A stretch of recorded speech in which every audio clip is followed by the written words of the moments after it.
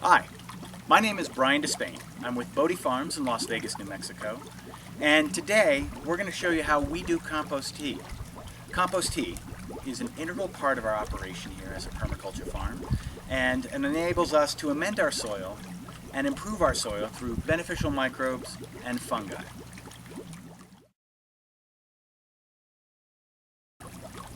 As you can see, I have already prepared my brewer. In this case, it's a 110-gallon tank that I've filled with pH-neutral rainwater. Rainwater also has the advantage that it has a small amount of microbial life already in it that's native to the area. For my brewers and my aerators, I have a 400-gallon aerator I got at Amazon, and then a 125-gallon aerator from Walmart. Now I have added these to our compost tea. As you can see here, I've used large air stones for my 125-gallon aerator to give us small bubbles. And this rolling boil that you see here, I've simply taken the output from our 400-gallon aerator and ran half-inch pipe from the aerator to the bottom of the compost tea. Now, it's important, I haven't added any of my ingredients yet, but I wanted you to see that this has to be a nice rolling boil. I tend to over-aerate. You really want to make sure that you have sufficient oxygen in this water to speed the growth of those beneficial microbes. Now we're going to make our tea bags. Now tea bags can be made from any sort of semi-permeable or loose cloth. I have a loosely woven cotton cloth here, and Agribon, which is an agricultural row cover, which is very common. You don't want anything with too fine a grain on it. You want to be able to have water and microbes flow in and out. I have prepared my compost by mixing it with ancient forest, which is an Alaskan humus soil amendment. And I'm doing that because I want to improve the diversity of my microbial population. The more diverse your microbial population of aerobic bacteria, the better it is for your plants. Now, I pre-mixed everything in this bag. It's a little bit easier to keep and carry that way.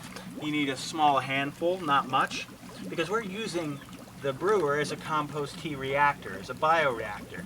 So it will make all the microbes we need. You take the tea bag, you tie it very tight at the top because we want to avoid having the tea bag come open and we lose our compost. Now, that's not normally a problem if you're applying by hand, but if you're using it as a foliar spray, and I often do, the soil can clog your sprayer. I'm also going to apply some humate. Humate is mined here in New Mexico. It has a slight NPK value, as well as some trace minerals. And with those trace minerals, we sort of improve plant growth. It'll also make humeric acid after bubbling in the tea for a few days, and the plants and the fungi love it. Once again, small handful, you don't need much, and this tea bag, the humate tea bag, is reusable. It takes you a while to go through those materials, and then we'll just tie it real quick. Once again, keeping it tight, because we don't want the humate to escape, because that will clog your sprayer. After I've prepared my tea bags, as you can see, I've prepared them on the same string. I'm going to add them to our brewer. Now, they simply go in, they rest on the stick. They're floating in the water, which gives us a very good exchange. Now I'm going to add a couple of additional amendments that I think are important for our soil here in New Mexico. One is Mycos, which is a pure mycorrhizal inoculant.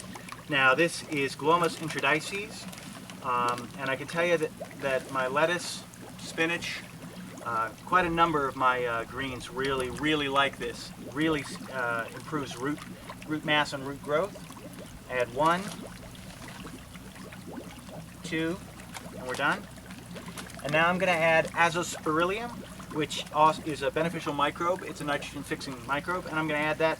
Now, the number of plants that actually benefit from this is a little bit more limited, but you can never really tell, so it's easy enough to add.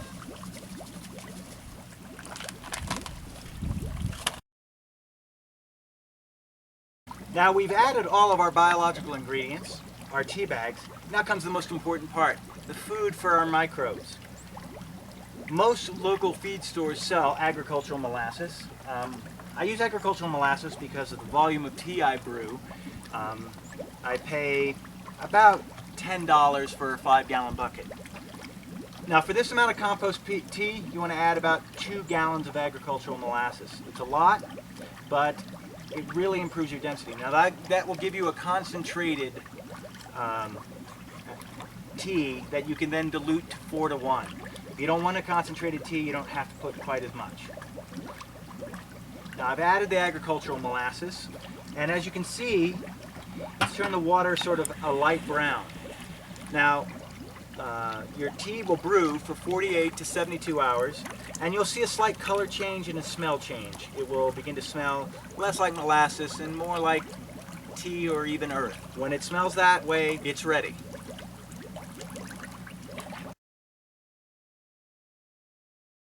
All right, at 0 hours, we're not seeing a lot of activity.